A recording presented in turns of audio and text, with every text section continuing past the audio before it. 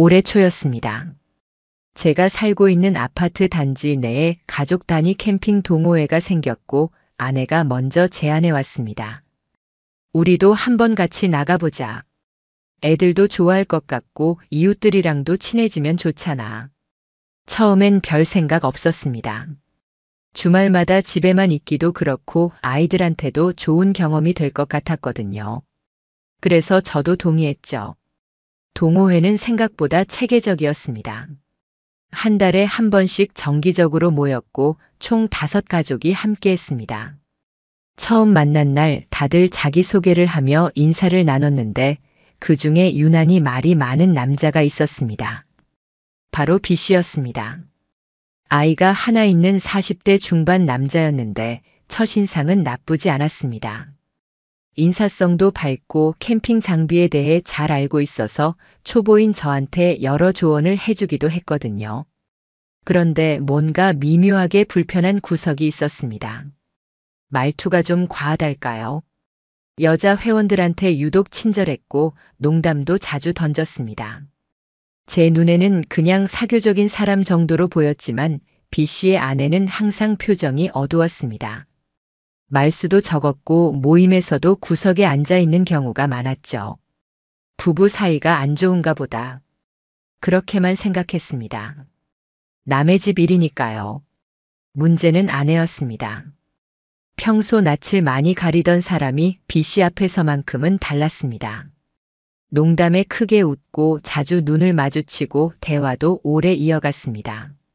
처음엔 친해지려고 노력하는구나 싶었는데 시간이 지나면서 그 정도가 심해졌습니다. 2번째 캠핑 때였습니다. 텐트를 치는 과정에서 아내와 B씨가 한조가 됐습니다. 원래는 각자 가족끼리 치는 게 맞는데 B씨가 초보들은 도와줘야죠 라며 자연스럽게 우리 텐트 쪽으로 왔습니다. 그리고 아내는 그 도움을 기쁘게 받아들였죠. 고마워요, B씨. 저희 남편은 손재주가 없어서. 그 말에 B씨는 웃으며 대답했습니다. 아니에요. 제가 좋아서 하는 건데요. 형수님도 배우면 금방 하실 수 있을 거예요. 형수님. 그 호칭이 묘하게 거슬렸습니다. 우리가 그렇게 가까운 사이도 아닌데 말이죠. 하지만 아내는 그 호칭에 전혀 어색해하지 않았습니다. 오히려 자연스럽게 받아들이는 것 같았어요. 3번째 캠핑부터는 더 이상해졌습니다. 아내가 준비하는 음식의 양이 눈에 띄게 늘었습니다. 평소에는 우리 가족 것만 간단히 싸던 사람이 이제는 새벽부터 일어나 여러 가지 반찬을 만들기 시작했습니다. 이렇게 많이 가져가면 무거운데. 제가 말하자 아내는 웃으며 대답했습니다. 나눠 먹으려고. 다 같이 먹으면 더 맛있잖아. 그 말 자체는 이상하지 않았습니다. 실제로 캠핑에서는 음식을 나눠 먹는 경우가 많으니까요. 그런데 캠핑장에 도착해서 보니 아내가 싸온 도시락 중 일부는 다른 사람들 것과는 확연히 달랐습니다.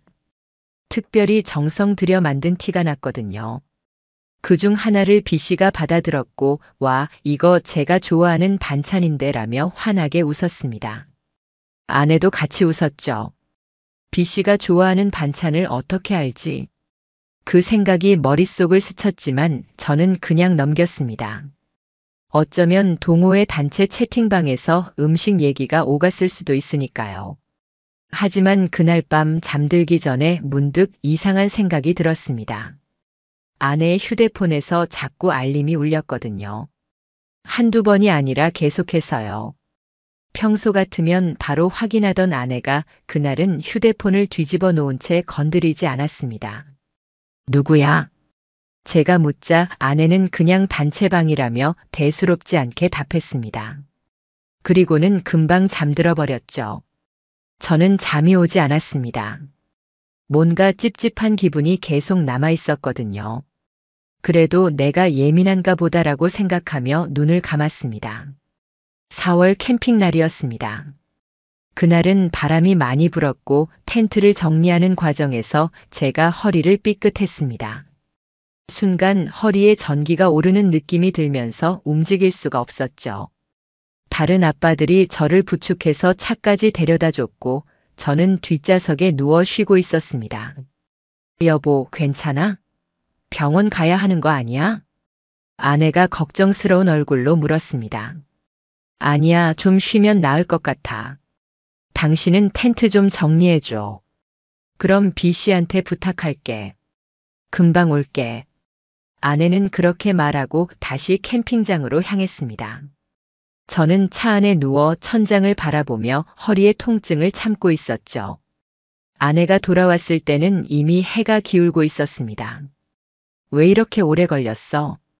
텐트가 생각보다 안 깨져서. B 씨가 도와줘서 겨우 했어. 아내의 얼굴은 약간 상기되어 있었습니다. 땀도 흘렸고 머리카락도 조금 흐트러져 있었죠. 그냥 텐트 정리하느라 힘들었나 보다 생각했습니다. 그런데 집에 돌아온 후 아내의 행동이 달라지기 시작했습니다. 캠핑 준비에 유난히 신경을 많이 쓰기 시작한 겁니다. 새 옷을 사고 화장품도 바꾸고 심지어 운동까지 시작했습니다. 갑자기 왜 이래? 무슨 일 있어? 아니, 그냥 요즘 나 자신한테 좀 신경 쓰고 싶어서. 맨날 집에만 있으니까 우울하더라고. 그 말도 틀린 건 아니었습니다. 전업주부로 아이들만 돌보다 보면 자기 자신을 잃어버리기 쉬우니까요. 그래서 저는 오히려 응원했습니다. 그래, 좋은 생각이야. 내가 행복해야 우리도 행복하니까. 아내는 웃으며 고개를 끄덕였습니다. 하지만 지금 생각해보면 그 웃음 뒤에 뭔가 다른 감정이 숨어 있었던 것 같습니다. 5월이 되자 동호회에서 특별한 공지가 올라왔습니다. 이번에는 일반 캠핑장이 아니라 글램핑장으로 간다는 내용이었습니다. 텐트를 칠 필요도 없고 시설도 좋아서 가족들이 편하게 쉴 수 있다는 설명이었죠. 아내는 그 소식을 듣자마자 환하게 웃었습니다. 여보, 이번엔 글램핑이래. 좋지 않아? 그래, 좋네. 나도 텐트 치는 거 힘들었는데. 우리는 그렇게 글램핑을 가기로 했습니다. 하지만 그때까지만 해도 저는 몰랐습니다. 그 글램핑장에서 제 인생이 완전히 뒤바뀔 거라는 걸요. 출발 전날 밤 아내는 평소와 다르게 짐을 꼼꼼히 챙겼습니다. 옷도 여러 벌 준비하고 화장품 파우치도 따로 챙기더군요. 심지어 향수까지 새로 샀습니다. 향수까지 가져가. 캠핑장에서? 응, 그냥 기분 전환용. 요즘 이 향 좋아해서. 그 향수 냄새를 맡는 순간 뭔가 낯설면서도 묘한 기분이 들었습니다. 달콤하면서도 자극적인 향이었거든요. 평소 아내가 좋아하던 은은한 향과는 전혀 달랐습니다. 향이 좀 센데? 그래. 나는 좋던데. 요즘 유행하는 거래.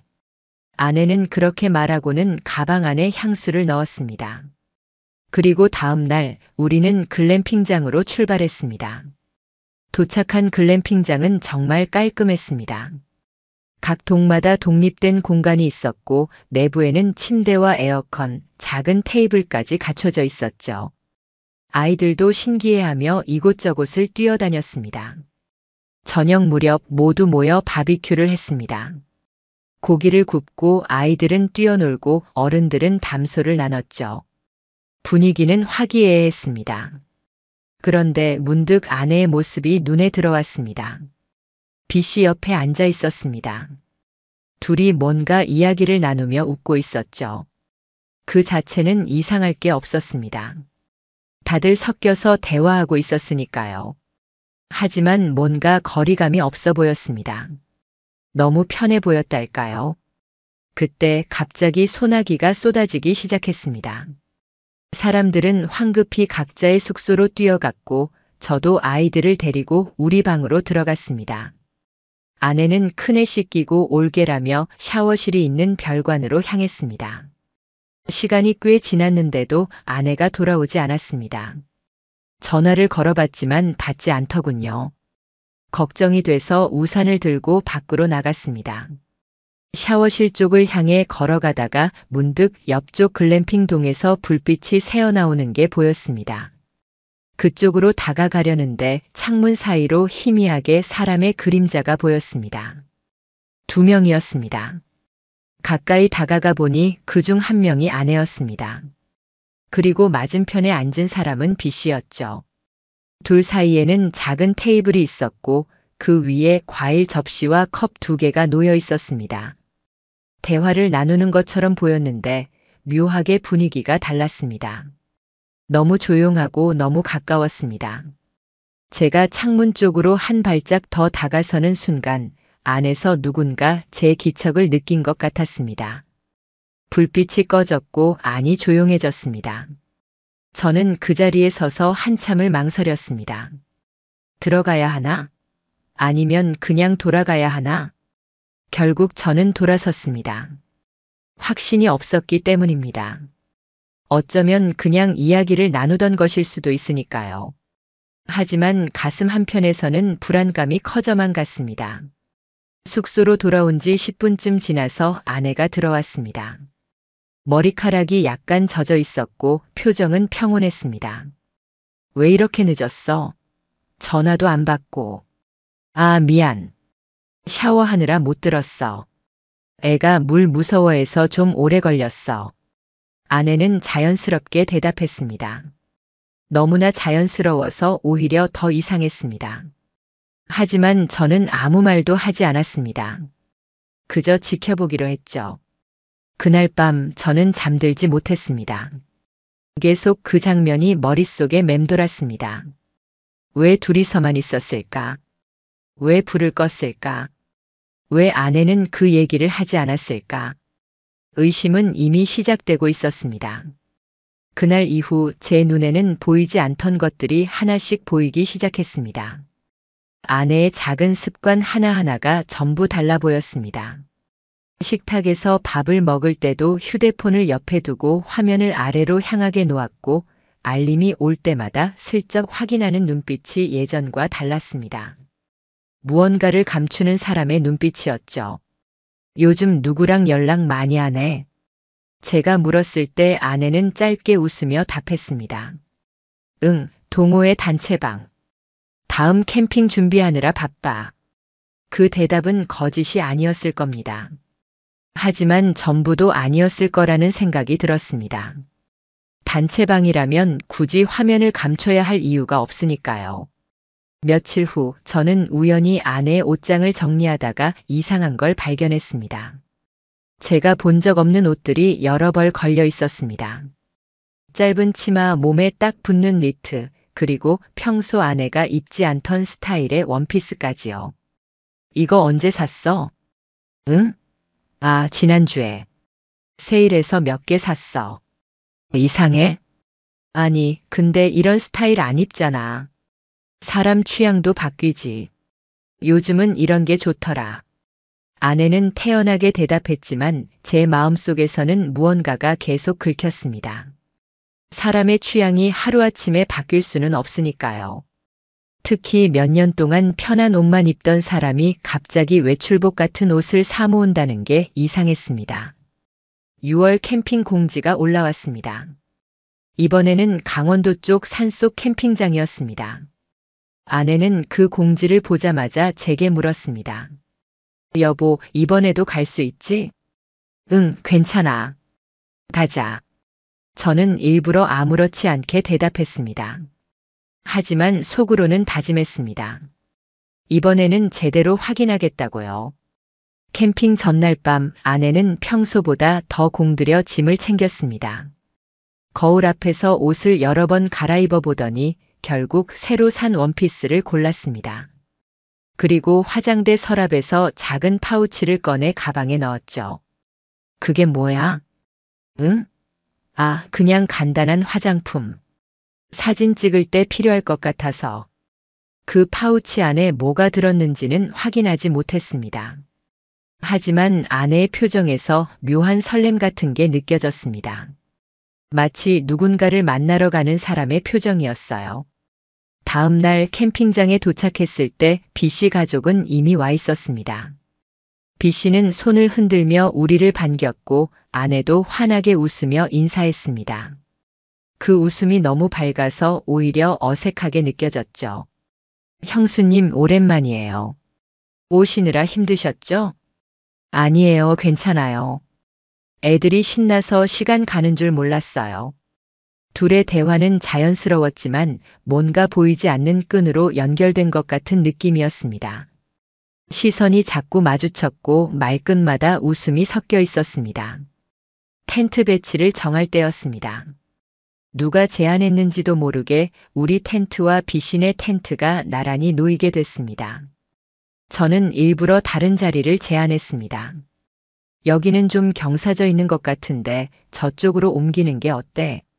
그러자 아내가 먼저 말했습니다. 아니야, 여기가 나무 그늘도 있고 좋은데. 그냥 여기 하자. 아내가 그렇게까지 고집을 부리는 모습은 처음 봤습니다.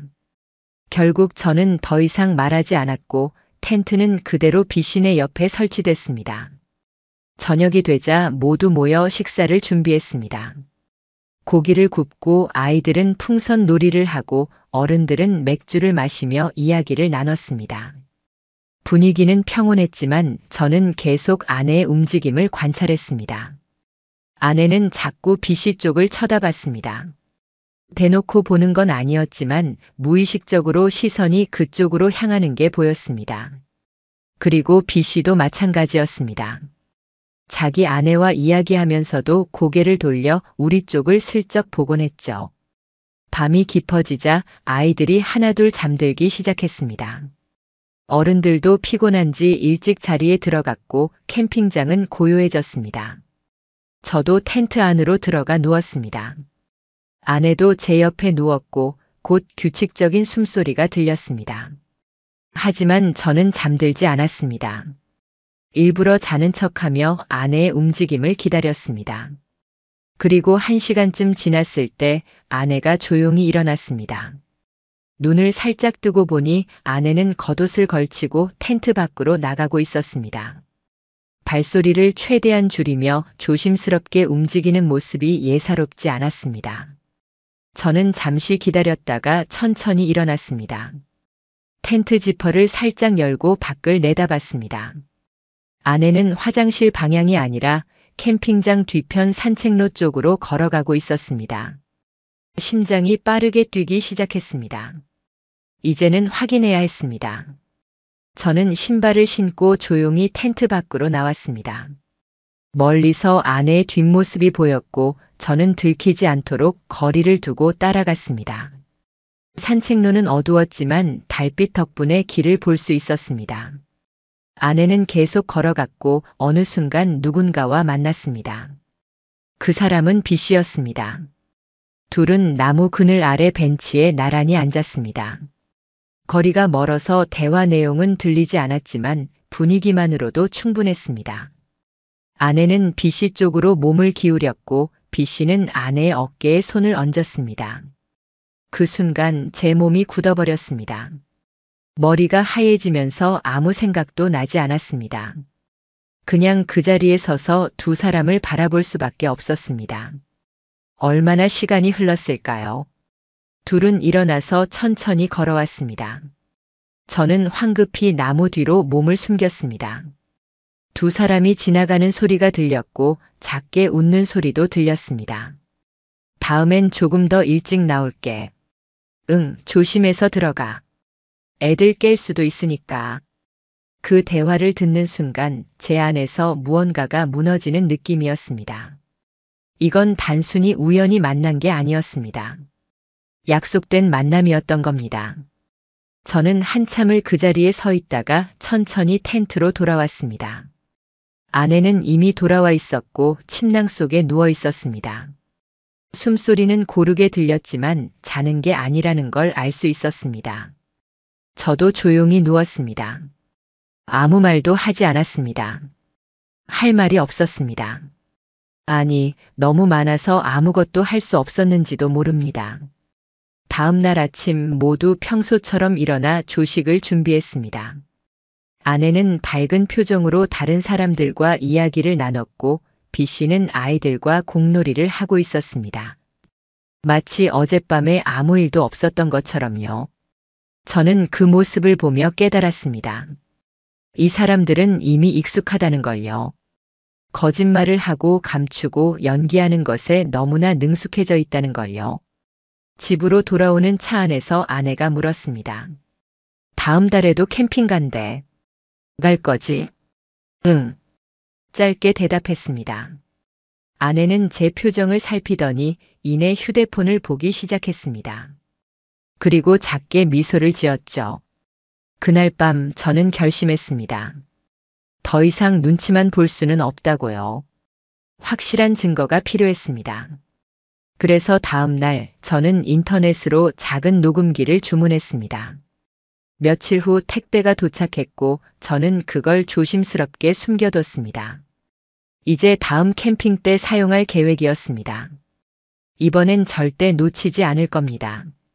아내는 여전히 밝은 표정으로 일상을 보냈습니다. 아이들을 챙기고 저녁을 준비하고 웃으며 대화를 나눴습니다. 하지만 저는 더 이상 그 웃음을 믿을 수 없었습니다. 어느 날 저녁 아내의 휴대폰에 메시지 알림이 왔습니다. 아내는 화장실에 가 있었고 휴대폰은 식탁 위에 놓여 있었습니다. 저는 잠시 망설였지만 결국 화면을 봤습니다. 메시지 미리 보기에는 다음 주 괜찮아? 라는 짧은 문장만 보였습니다. 발신자 이름은 비읍이응비읍이었습니다. B씨의 이니셜이었죠. 더 보려고 했지만 비밀번호가 걸려 있었습니다. 예전에는 비밀번호가 없었는데 언제부터인가 설정해 놓았더군요. 저는 휴대폰을 다시 제자리에 놓았습니다. 화장실에서 나온 아내는 휴대폰을 들고 확인했습니다. 그리고 침실로 들어가 문을 닫았습니다. 안에서 작게 통화하는 소리가 들렸지만 내용은 알아들을 수 없었습니다. 그날 밤 저는 잠들지 못했습니다. 옆에 누운 아내를 보며 생각했습니다. 이 사람이 정말 내가 알던 그 사람이 맞나? 결혼한 지 8년. 아이도 둘. 그동안 쌓아온 시간들이 전부 무너지는 느낌이었습니다. 하지만 아직 끝이 아니었습니다. 확실하게 확인하기 전까지는요. 7월 캠핑까지는 아직 2주가 남아 있었습니다. 그 2주 동안 저는 철저히 준비하기로 했습니다. 증거를 모으고 계획을 세우고 더 이상 당하지 않기 위해서요. 아내는 매일 동호회 채팅방을 확인했고 캠핑 준비 목록을 작성했습니다. 그 모습을 보며 저도 나름의 목록을 만들었습니다. 녹음기 배터리 확인, 메모리 카드 준비, 그리고 마음의 준비까지요. 이제 더 이상 물러설 곳은 없었습니다. 진실을 마주할 시간이 다가오고 있었습니다. 7월 캠핑은 충청도 산속 계곡 근처에서 열렸습니다. 이번엔 평소보다 거리도 멀고 1박 2일이 아닌 2박 3일 일정이었습니다. 동호회가 생긴 이후 가장 긴 캠핑이었죠. 출발 전날 밤 저는 준비해둔 녹음기를 다시 한번 확인했습니다. 작은 크기였지만 성능은 괜찮았습니다. 최대 48시간까지 녹음이 가능했고 소리도 선명하게 잡아냈습니다. 저는 이걸 아내의 배낭 안쪽 주머니에 조심스럽게 넣어뒀습니다. 아내가 모르게요. 여보, 짐 다 챙겼어? 아내가 방에 들어와 물었습니다. 응, 다 챙겼어. 당신은? 나도 거의 다 했어. 근데 이번엔 좀 오래 있으니까 옷을 좀 더 챙겨야 할 것 같아. 아내는 옷장을 열고 옷을 꺼내기 시작했습니다. 그 중에는 제가 한 번도 본 적 없는 블라우스도 있었습니다. 연한 베이지색의 레이스 장식이 달린 평소 아내 스타일과는 전혀 다른 옷이었죠. 그거 새로 산 거야? 응, 지난주에. 예쁘지? 응, 그런데 캠핑장에 입고 가기엔 좀 아깝지 않아? 아니야, 사진도 찍을 거고. 너무 편한 옷만 입으면 나중에 사진 봤을 때 별로잖아. 아내의 대답은 그럴듯했지만 속마음은 달랐을 겁니다. 누군가에게 보여주기 위한 옷이었을 테니까요. 다음 날 아침 우리는 일찍 출발했습니다. 차 안에서 아이들은 신나서 떠들었고 아내도 평소보다 말이 많았습니다. 그런데 계속 휴대폰을 확인하더군요. 누구 연락 기다려? 아니, 그냥 다른 가족들 출발했나 봐서. 단체 채팅방을 보는 척했지만 저는 알 수 있었습니다. 다른 대화창을 보고 있다는 걸요. 화면을 슬쩍 가리는 손동작이 그걸 말해주고 있었습니다. 캠핑장에 도착했을 때는 오후 2시쯤이었습니다. 이미 두 가족이 와 있었고 그 중에 B씨 가족도 있었습니다. B씨는 텐트를 치고 있었는데 우리 차가 도착하자 손을 흔들었습니다. 형님, 어서 오세요. 응, 길이 좀 막혀서 늦었네. 저는 짐을 내리기 시작했고 아내도 차에서 내렸습니다. 그런데 내리자마자 B씨 쪽을 먼저 봤습니다. 그리고 작게 웃었죠. 그 웃음이 너무 자연스러워서 오히려 더 이상했습니다. 텐트를 칠 자리를 정할 때였습니다. 이번에도 아내가 먼저 나섰습니다. 우리 저기 계곡 보이는 쪽으로 칠까? 경치도 좋고. 근데 거긴 다른 텐트랑 좀 떨어져 있는데. 괜찮아, 애들이 자유롭게 놀 수 있잖아. 결국 우리는 아내가 정한 자리에 텐트를 쳤습니다. 그런데 신기하게도 B씨네도 우리 옆으로 왔습니다. 마치 미리 정해진 것처럼요. 저녁 무렵 모두 모여 고기를 구웠습니다. 총 5가족이었고 분위기는 화기애애했습니다. 아이들은 계곡에서 물놀이를 하고 어른들은 담소를 나눴습니다. 저도 다른 아빠들과 이야기를 나누며 자연스럽게 행동했습니다. 하지만 계속 아내의 움직임을 주시했습니다. 아내는 음식을 나눠주면서도 유독 B씨네 쪽을 자주 갔습니다. 반찬을 더 챙겨주고 아이 챙기는 걸 도와주고 자연스럽게 대화를 나눴죠. 형수님이 만든 김치 정말 맛있어요. 고마워요. 더 필요하면 말해요. 그 대화 자체는 평범했습니다. 하지만 말투가 달랐습니다. 너무 부드러웠고 너무 친밀했습니다. 마치 오래 알고 지낸 사이처럼요. 밤이 깊어지자 아이들이 하나둘 잠들었습니다. 어른들도 피곤한지 자리를 정리하기 시작했습니다.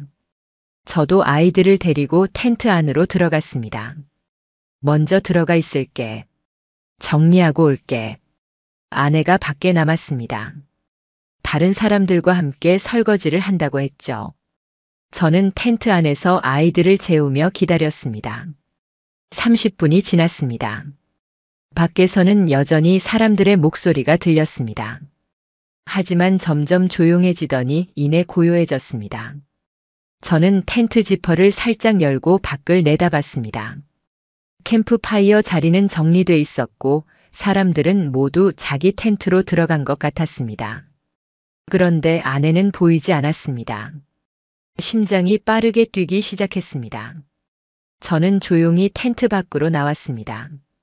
주차장 쪽을 둘러봤지만 아무도 없었습니다. 화장실 쪽도 마찬가지였죠. 그때 계곡 쪽에서 희미한 목소리가 들렸습니다. 저는 그쪽으로 천천히 걸어갔습니다. 달빛이 계곡물을 비추고 있었고 그 옆 벤치에 두 사람이 앉아 있었습니다. 아내와 B씨였습니다. 거리가 있어서 대화는 정확히 들리지 않았지만 분위기만으로 충분했습니다. 둘은 나란히 앉아 있었고 B씨의 손이 아내의 손 위에 얹어져 있었습니다. 제 다리가 움직이지 않았습니다. 그 자리에 서서 그저 바라볼 수밖에 없었습니다. 머리는 복잡했지만 동시에 텅 비어 있는 느낌이었습니다. 얼마나 지났을까요? 둘은 일어나서 천천히 걸어왔습니다. 저는 재빨리 나무 뒤로 몸을 숨겼습니다. 두 사람이 가까이 지나갔고 속삭이는 목소리가 들렸습니다. 내일도 시간 될까? 응, 새벽에 나올게. 다들 자고 있을 거야. 조심해. 들키면 안 돼. 알아, 걱정 마. 그 대화를 듣는 순간 온몸에 소름이 돋았습니다. 이건 우발적인 만남이 아니었습니다. 계획된, 반복된 익숙한 만남이었습니다. 두 사람이 멀어지자 저는 한참을 그 자리에 서 있었습니다. 돌아갈 용기가 나지 않았습니다. 텐트로 돌아가면 아내와 마주쳐야 하니까요. 거짓말하는 얼굴을 또 봐야 하니까요. 하지만 결국 돌아갈 수밖에 없었습니다. 아이들이 있었으니까요. 저는 천천히 텐트로 돌아왔습니다. 아내는 이미 와 있었고 침낭 속에 누워 있었습니다. 왜 이렇게 늦었어? 제가 물었습니다. 설거지하고 정리하느라. 너무 늦었지? 응, 좀. 더 이상 말하지 않았습니다. 할 말이 없었습니다. 아니, 너무 많아서 입을 열 수 없었습니다. 다음 날 아침 모두 평소처럼 일어났습니다. 아내는 아무 일 없었다는 듯 아침 식사를 준비했고 B 씨는 아이들과 공놀이를 하고 있었습니다. 저는 그 모습을 보며 생각했습니다. 이 사람들은 대체 얼마나 많이 거짓말을 해본 걸까? 점심 먹고 나서 자유시간이 주어졌습니다. 어떤 가족은 계곡으로 가고 어떤 가족은 근처 산책로를 걸었습니다. 아내가 제게 물었습니다. 우리도 산책할까? 아니, 난 좀 쉴래. 너 가고 싶으면 다녀와. 그래? 그럼 나 잠깐 다녀올게. 아내는 혼자 밖으로 나갔습니다. 하지만 혼자가 아니었습니다. 10분쯤 지나서 B 씨도 밖으로 나가는 게 보였습니다. 같은 방향으로요. 저는 잠시 망설였습니다. 따라가야 할까 말아야 할까? 하지만 결국 일어났습니다. 이제는 확실히 해야 했으니까요. 산책로는 그리 길지 않았습니다. 나무가 우거진 오솔길이었고 중간중간 벤치가 놓여 있었습니다. 저는 조심스럽게 걸으며 주변을 살폈습니다. 그리고 숲속 깊은 곳, 사람들이 잘 가지 않는 벤치에서 그들을 발견했습니다. 아내는 B 씨 옆에 바짝 붙어 앉아 있었고 B 씨는 아내의 어깨를 감싸고 있었습니다. 저는 더 가까이 다가가지 않았습니다.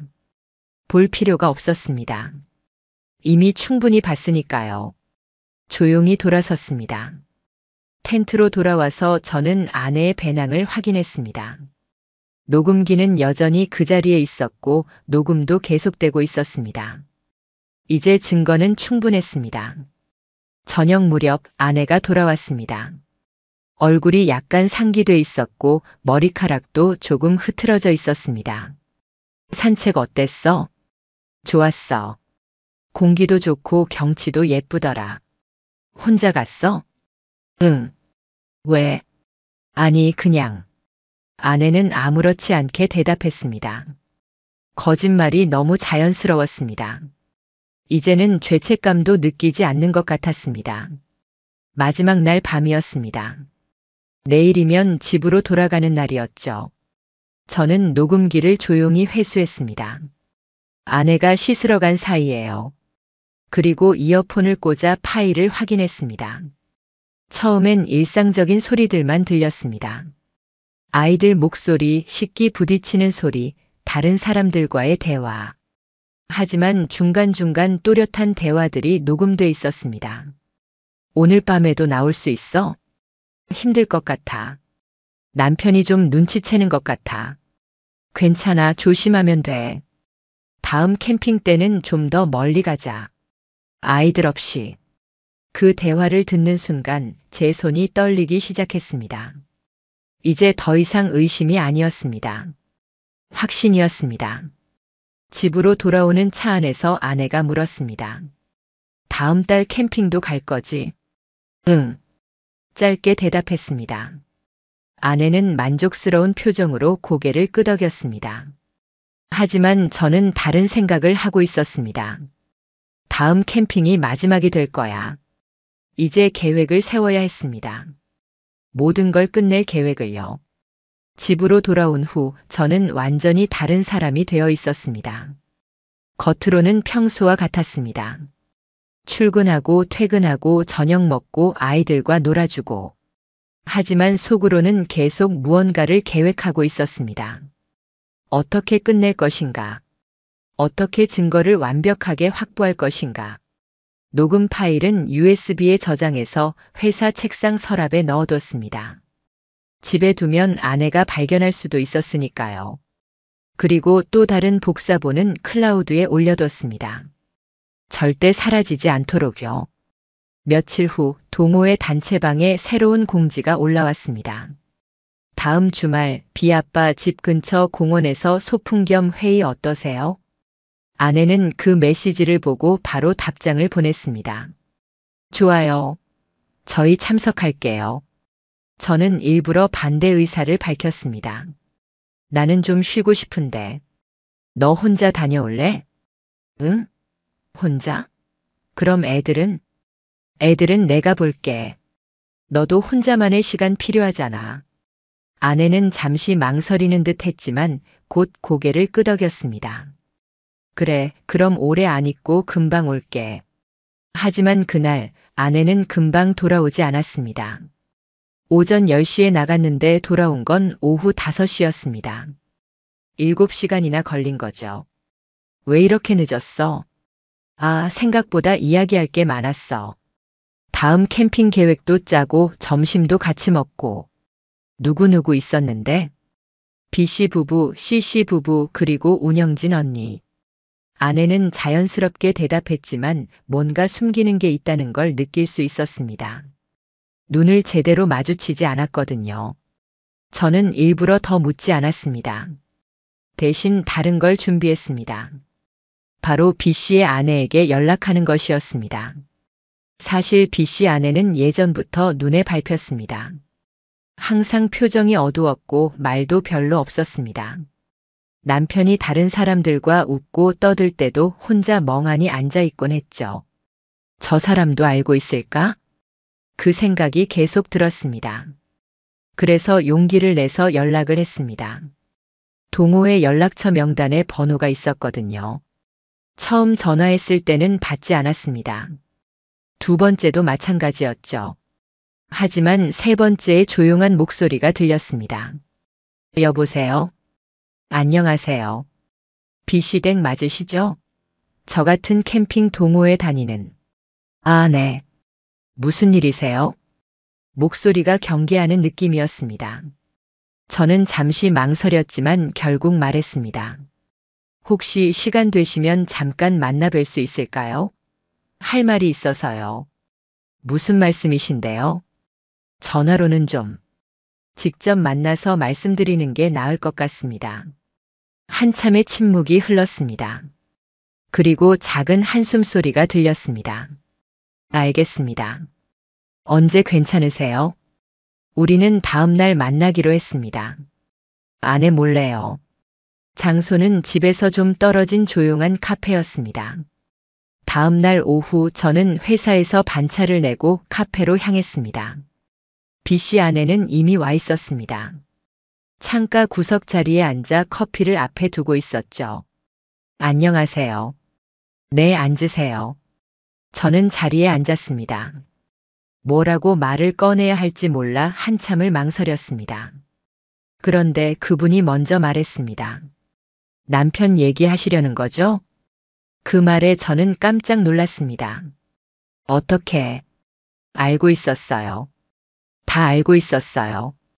그분의 눈가가 붉어지기 시작했습니다. 처음엔 의심만 했어요. 근데 확신하게 된 건 지난 캠핑 때였어요. 새벽에 일어났는데 남편이 없더라고요.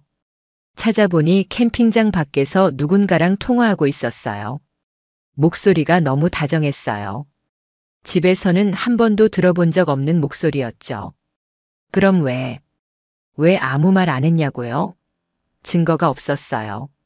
남편한테 따졌더니 발뺌했어요.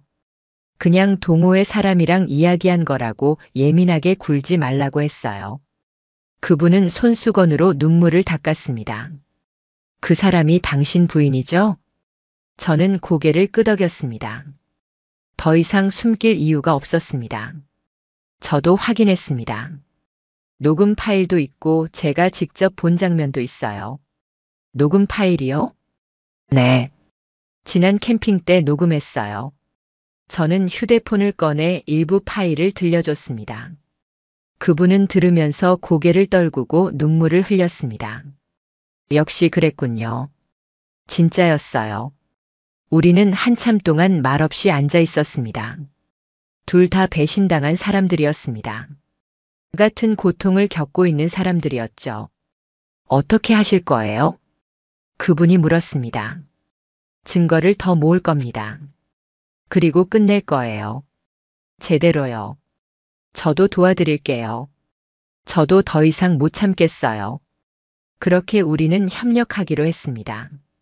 서로가 가진 정보를 공유하고 증거를 모으고 언젠가 이 모든 걸 끝낼 준비를 하기로요. 며칠 후 B씨 아내에게서 연락이 왔습니다. 메시지였습니다. 남편 휴대폰 확인했어요. 단체방 말고 따로 톡방이 있더라고요. 캡처해서 보내드릴게요. 곧 여러 장의 사진이 전송됐습니다. 그 안에는 충격적인 대화들이 있었습니다. 다음 캠핑 때는 우리끼리만 따로 시간 내자. 애들 친정에 맡기고 1박 2일로. 좋아. 이번엔 제대로 쉬고 싶어. 그 대화의 참여자는 B씨, 제 아내, 그리고 C씨였습니다. 세 명이 따로 방을 만들어 대화하고 있었던 겁니다. 더 충격적인 건 그 다음 메시지였습니다. 근데 남편 눈치 안 챌까? 괜찮아. 우리 남편 눈치 없어서. 지금까지 한 번도 의심 안 했어. 제 아내가 보낸 메시지였습니다. 저를 비웃는 내용이었죠. 그 메시지를 보는 순간 분노가 치밀어 올랐습니다. 하지만 동시에 냉정해졌습니다. 이제는 감정적으로 대응할 때가 아니었습니다. 철저하게 준비해야 했습니다. 저는 B씨 아내에게 답장을 보냈습니다. 고맙습니다. 이거면 충분합니다. 조금만 더 기다려주세요.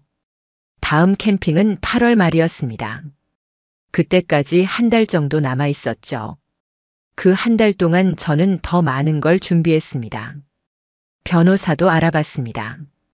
상담을 받으러 갔을 때 변호사는 제가 가진 증거들을 보고 고개를 끄덕였습니다. 충분합니다. 이 정도면 소송에서 유리한 위치를 점할 수 있어요. 위자료 청구도 가능한가요? 물론입니다. 상간 소송도 가능하고요. 상간 소송. B씨를 상대로 하는 소송이었습니다. 저는 그것도 준비하기로 했습니다. 집으로 돌아오는 길 문득 허탈한 기분이 들었습니다. 이게 정말 제 인생인가 싶었습니다. 몇 달 전만 해도 평범한 가정이었는데 이제는 소송 준비를 하고 있다니요. 하지만 되돌릴 수는 없었습니다. 이미 너무 많이 와버렸습니다. 집에 도착했을 때 아내는 아이들과 저녁을 먹고 있었습니다. 여보 왔어? 회식이었어? 응, 좀 늦었지. 괜찮아. 밥 남겨뒀으니까 먹어. 평범한 대화였습니다. 하지만 그 평범함이 더 이상했습니다. 어떻게 이렇게 태어날 수 있는지 이해가 되지 않았습니다. 저녁을 먹고 나서 아내가 말했습니다. 참, 다음 달 캠핑 날짜 확정됐어. 8월 마지막 주. 그래? 어디로 가는데? 이번엔 특별해. 1주년 기념이래. 작년에 동호회 만들어진 지 딱 1년 되는 날이거든. 1주년 기념? 응. 좀 큰 캠핑장 잡았대. 다 같이 파티도 하고. 아내는 신이 나서 말했습니다. 하지만 저는 다르게 생각했습니다. 1주년 파티. 완벽하네. 그날이 바로 모든 걸 끝낼 날이 될 거라는 확신이 들었습니다. 모두가 모인 자리에서 증거를 공개하고 진실을 밝히는 거죠. 저는 조용히 웃었습니다. 좋네. 그날 꼭 가야겠다. 당연하지. 우리 가족 다 같이 가야지. 아내는 환하게 웃었습니다. 하지만 그 웃음이 얼마나 오래 갈지는 모르겠더군요. 8월이 다가오고 있었습니다. 그리고 저도 준비를 맞춰가고 있었습니다. 8월이 시작되고 아내의 태도는 더욱 대담해졌습니다. 예전엔 그래도 조심스러웠다면 이제는 거의 신경도 쓰지 않는 것 같았습니다. 휴대폰을 거실에 두고 화장실에 가거나 통화할 때 방문을 닫지 않기도 했습니다. 마치 들켜도 상관없다는 듯이요. 어느 날 저녁이었습니다. 아내가 샤워를 하러 들어간 사이 거실 소파에 휴대폰이 놓여 있었습니다. 화면이 켜져 있었고 메시지 알림이 떠 있었습니다. 발신자는 비읍이응비읍이었습니다. 1주년 파티 때 뭐 입을 거야? 나 새 옷 샀어. 저는 그 메시지를 보고 조용히 웃음이 나왔습니다. 캠핑 파티에 입을 옷을 고민하다니. 이건 단순한 모임이 아니었습니다. 그들에게는 특별한 날이었던 거죠. 며칠 후 아내는 쇼핑을 간다며 외출했습니다. 아이들은 학교에 가고 집에는 저 혼자였습니다. 저는 아내의 노트북을 켰습니다. 비밀번호는 이미 알고 있었습니다.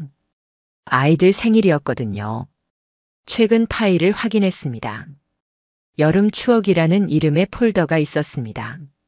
열어보니 수십 장의 사진이 나왔습니다. 대부분 캠핑장에서 찍은 사진들이었습니다.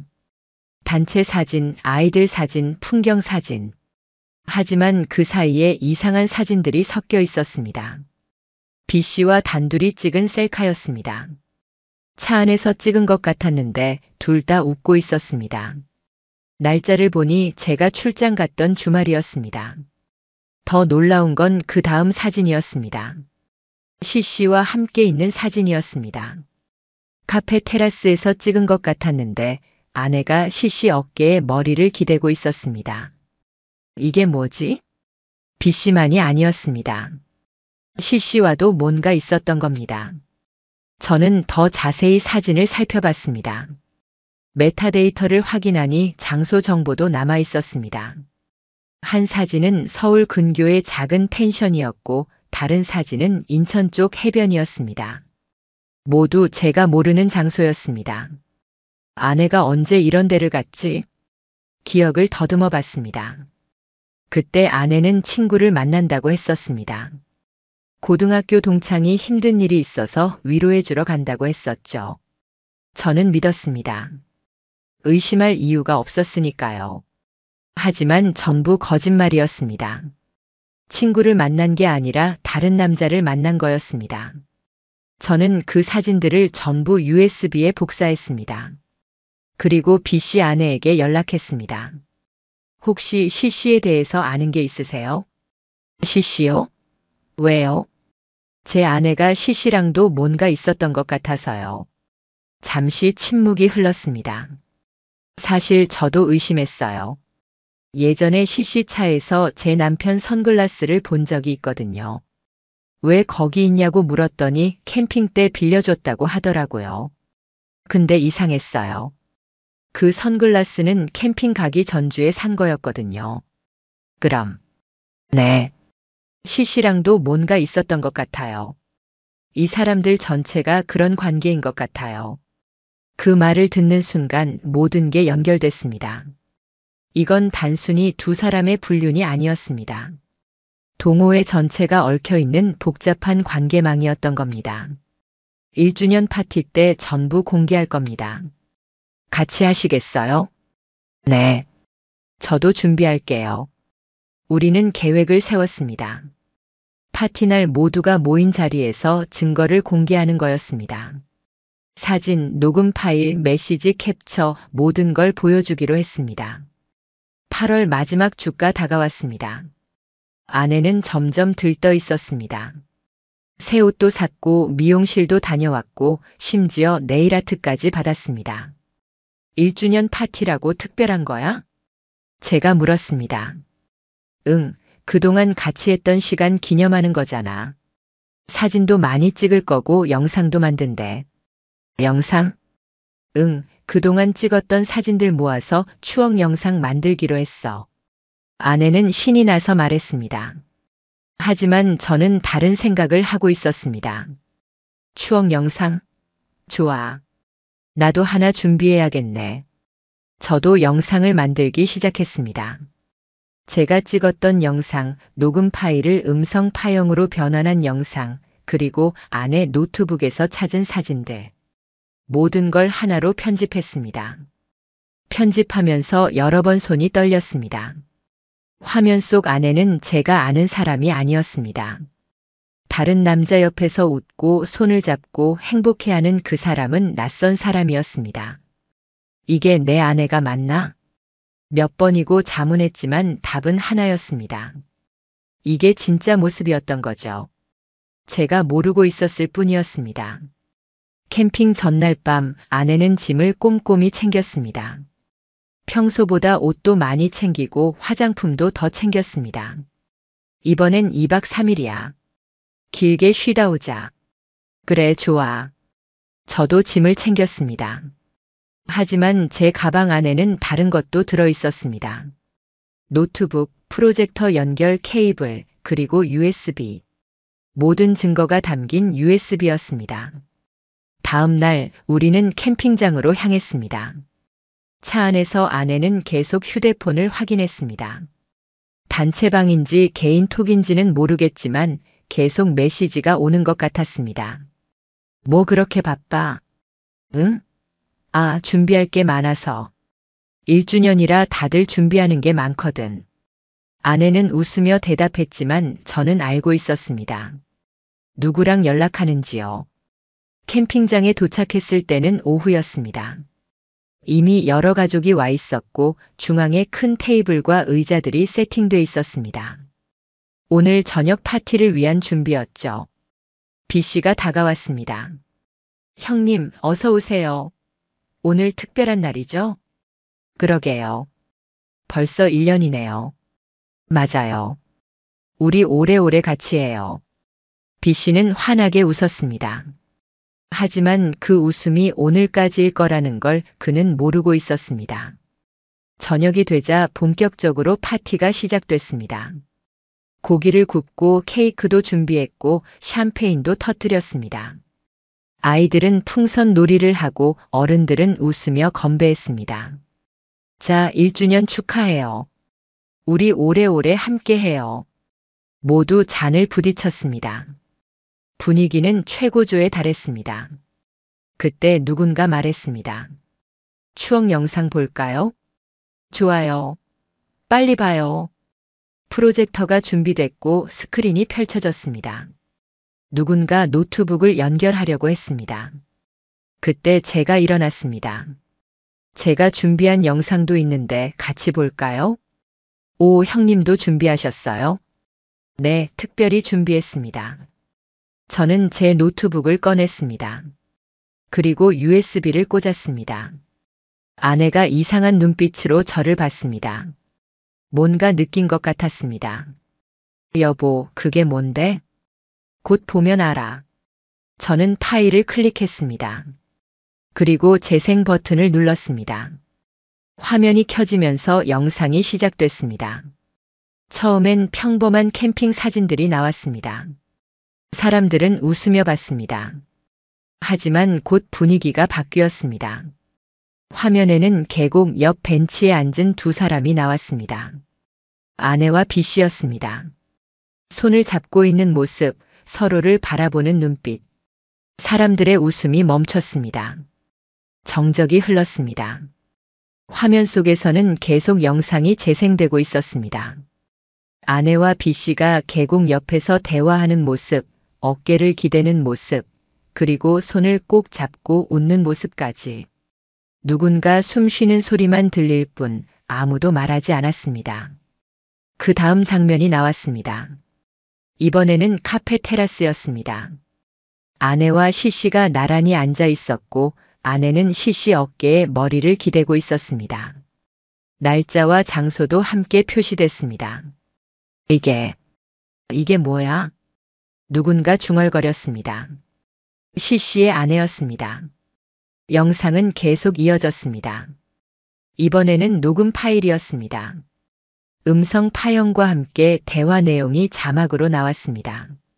다음 캠핑 때는 우리끼리만 따로 시간 내자. 좋아. 애들 친정에 맡기고 1박 2일로. 근데 남편 눈치 안 챌까? 괜찮아. 우리 남편 눈치 없어서. 지금까지 한 번도 의심 안 했어. 제 아내 목소리였습니다. 너무나 또렷하게 들렸습니다. 이건 뭐야? 당장 꺼.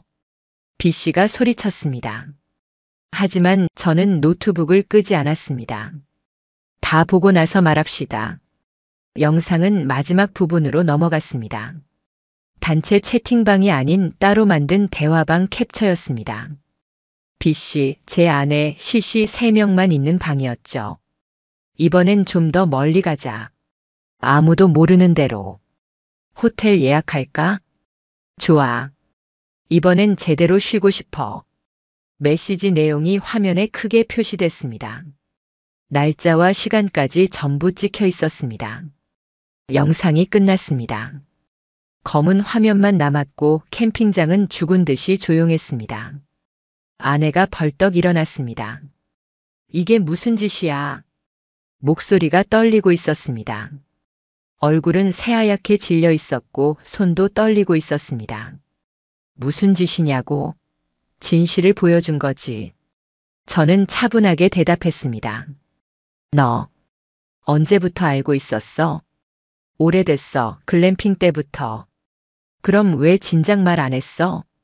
확실한 증거가 필요했으니까 당신이 발뺌할 수 없을 정도로. B씨의 아내가 일어났습니다.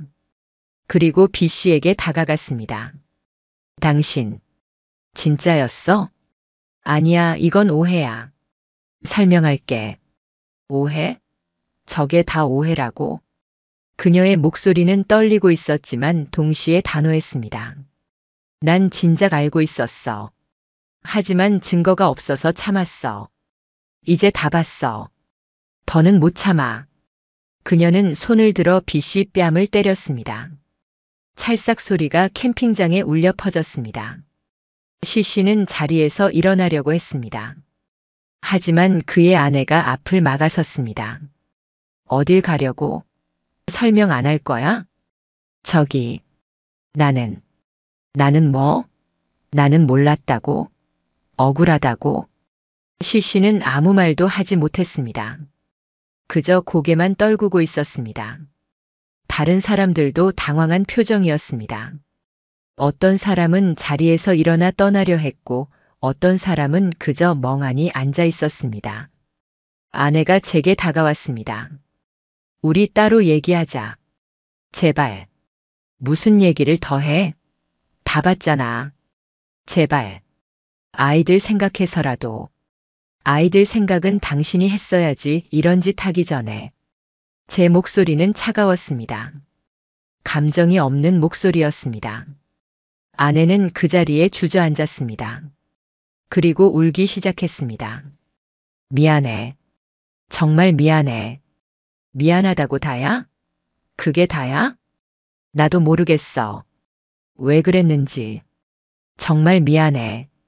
아내는 계속 울었지만 제 마음은 움직이지 않았습니다. 이미 너무 많이 봤고 너무 많이 들었습니다. B씨 아내가 제 옆으로 왔습니다. 고맙습니다. 덕분에 결정할 수 있었어요. 저도요. 같이 해주셔서 고마웠습니다. 우리는 짧게 인사를 나눴습니다. 같은 상처를 가진 사람들끼리의 연대감이었습니다. 저는 이제 가겠습니다. 저는 짐을 챙기기 시작했습니다.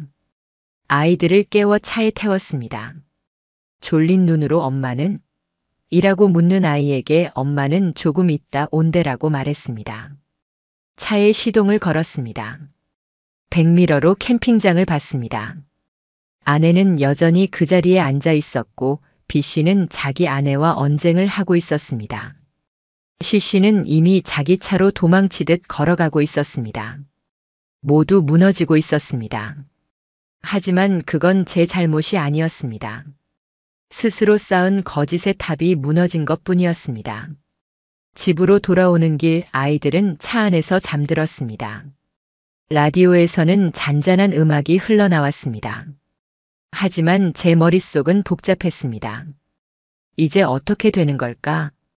답은 이미 정해져 있었습니다. 끝난 겁니다. 완전히요. 집에 도착해서 아이들을 재우고 나자 휴대폰이 울렸습니다. 아내였습니다. 전화를 받지 않았습니다. 계속 울렸지만 계속 무시했습니다.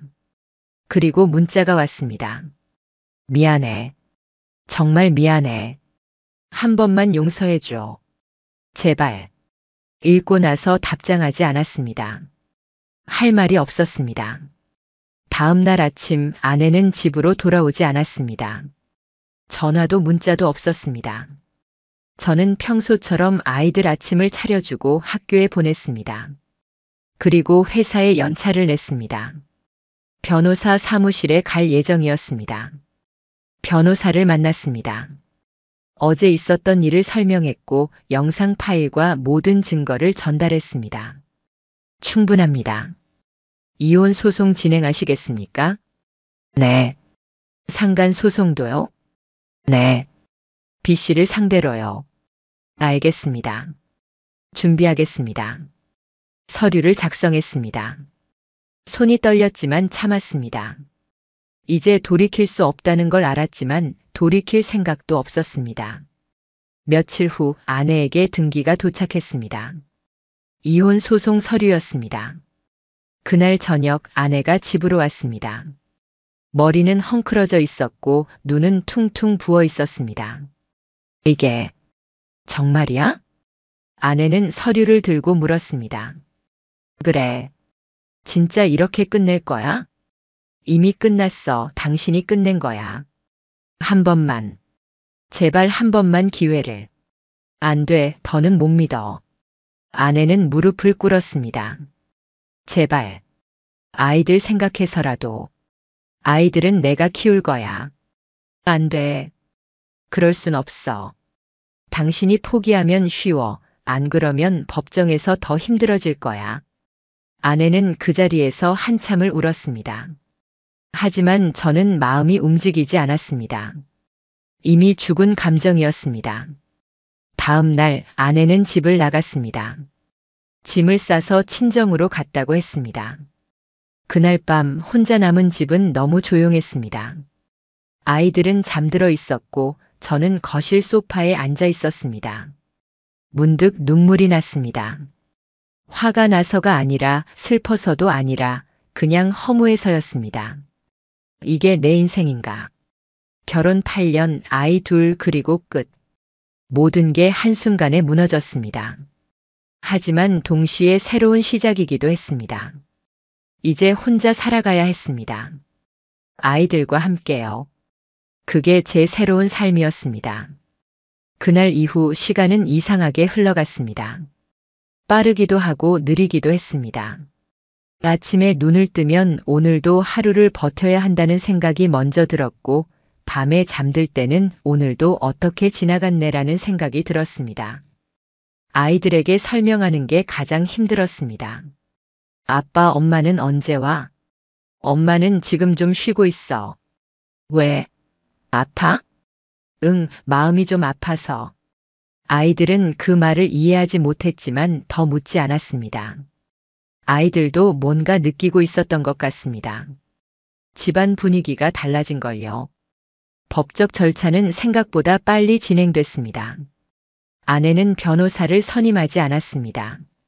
그냥 제가 제시한 조건을 받아들였습니다. 양육권은 제가 갖고 면접권은 아내에게 주되 제 동의하에만 가능하도록 했습니다. 재산 분할은 법정 기준대로 했지만 위자료는 청구했습니다. B 씨에 대한 상간 소송도 함께 진행했죠. 한 달쯤 지났을 때 아내에게서 편지가 왔습니다. 손편지였습니다. 봉투를 열고 읽기 시작했습니다. 미안해. 그 말밖에 할 수 없어. 변명하고 싶지 않아. 다 내 잘못이야. 왜 그랬는지 나도 모르겠어. 외로웠다고 말하면 핑계처럼 들릴까봐 두렵고 그렇다고 다른 이유가 있는 것도 아니야.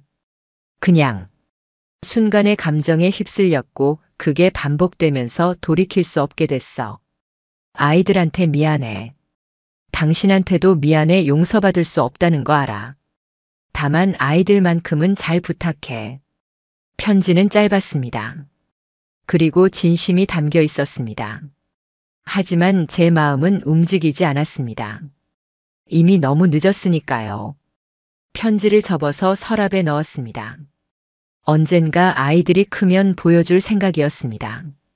엄마가 어떤 사람이었는지 무슨 일이 있었는지 알 권리가 있으니까요. B 씨 아내에게서도 연락이 왔습니다. 저도 소송 진행 중이에요. 아이 데리고 친정에 왔어요. 다시는 그 사람 안 볼 거예요. 잘 결정하셨어요. 고마워요. 덕분에 용기 낼 수 있었어요. 우리는 같은 아픔을 겪은 사람들이었습니다. 서로를 위로할 수는 없었지만 적어도 혼자가 아니라는 걸 알 수 있었습니다. 계절이 바뀌었습니다. 가을이 왔고 날씨도 선선해졌습니다. 동호회는 당연히 해체됐습니다. 그 후로 캠핑을 가본 적은 없습니다. 아이들이 가고 싶다고 했지만 아직은 준비가 되지 리오거나이지 않았습니다. 언젠가는 다시 갈 수 있겠죠. 하지만 지금은 아니었습니다. 이혼 판결이 나왔습니다. 법원에 갔을 때 아내도 와 있었습니다. 서로 눈도 마주치지 않았습니다. 판사가 판결문을 읽었고 이혼이 확정됐습니다. 법정을 나서는데 아내가 뒤에서 불렀습니다. 잠깐만. 돌아봤습니다. 아내는 많이 야위어 있었습니다. 아이들, 볼 수 있을까? 나중에 연락해. 언제? 아이들이 준비됐을 때. 더 이상 말하지 않고 돌아섰습니다. 뒤에서 작은 흐느낌 소리가 들렸지만 돌아보지 않았습니다. 차에 타서 한참을 앉아 있었습니다. 이제 정말 끝났다는 실감이 났습니다. 법적으로도 감정적으로도요. 집으로 돌아왔을 때 아이들이 물었습니다. 아빠, 어디 갔다 왔어? 응, 중요한 일 보고 왔어. 엄마는?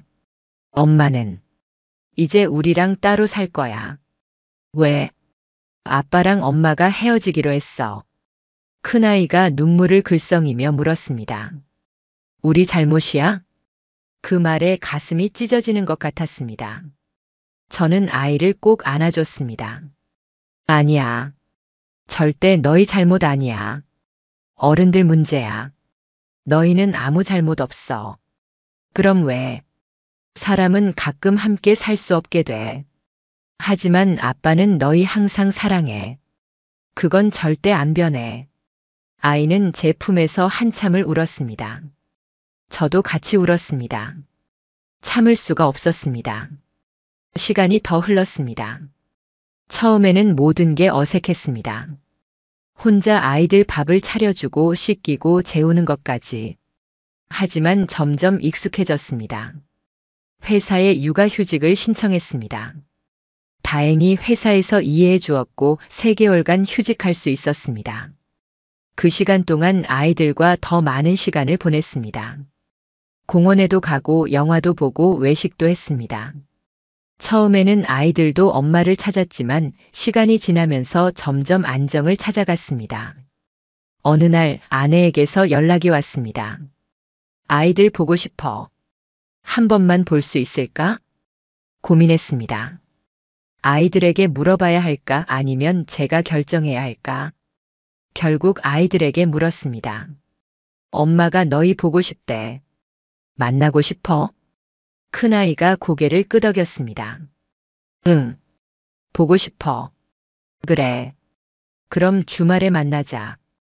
주말에 아이들을 데리고 공원으로 갔습니다. 아내는 이미 와 있었습니다.